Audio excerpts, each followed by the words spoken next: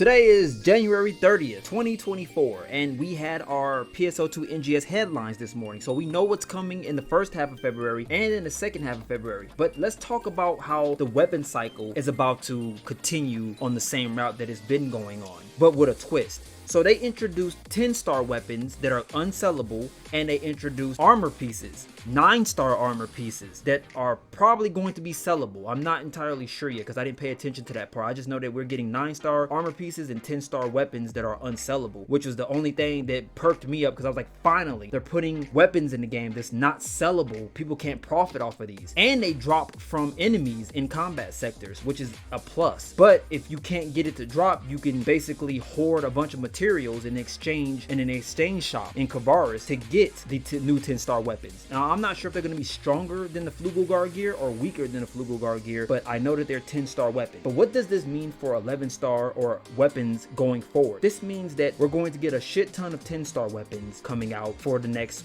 2 or 3 months. And then they're going to introduce the lottery 11-star weapon. That weapon more than likely is going to be sellable in the marketplace. People are going to start profiting off of best in slot weapons again, much like how people are still profiting off of Flugelgar. A lot of Flugelgar weapons right now have gone down in price. You can go get you a Flugelgar weapon for like 7 mil. Hell, I seen one being sold for 5 mil on my ship. So right now is the time to buy Flugelgar if you want one, but certain weapons have not deflated in price. For those of you who are newer players and you're running around with Argentine weapons, you don't have an excuse anymore. Please go and upgrade your weapon to the 10-star series weapons. They are giving players a chance to get on the same level, same BP as everyone, so that no one really is left behind. If you're running around with those underpowered Argentine weapons, you're just trolling at this point in time. Matter of fact, you should have swapped those out for Melik and Tisa weapons a long time ago, because Tisa weapons aren't worth shit anymore, and those used to be best in slot 9-star weapons. They ain't worth shit as of right now. I've seen one being sold for like 80k. Hell, one got sold for like 20k a couple of seconds ago. But anyways, 10-star weapons is what every player wants to have on their character, no matter if you have it properly augmented or not. All right, don't be that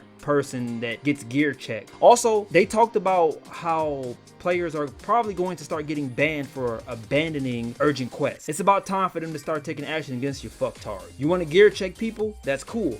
Gear checking and then turning around and abandoning the urgent quest is gonna land your ass in some hot water now. So yeah, good luck with that. Those of you who do gear check and abandon. What else did they talk about? Ah, yes, the AC scratches that are coming out. They are pretty much garbage. Not enough skimp. I mean, I guess cast players are eating good right now because they have a lot of cast parts. But in terms of like T2 skimpy wear, nah, it ain't worth spending your money on if you ain't into fucking Gundam characters. So yeah, that's pretty much it. Like, the headlines was pretty disappointing. There wasn't too much coming. We ain't getting too much content. We're getting reskinned everything.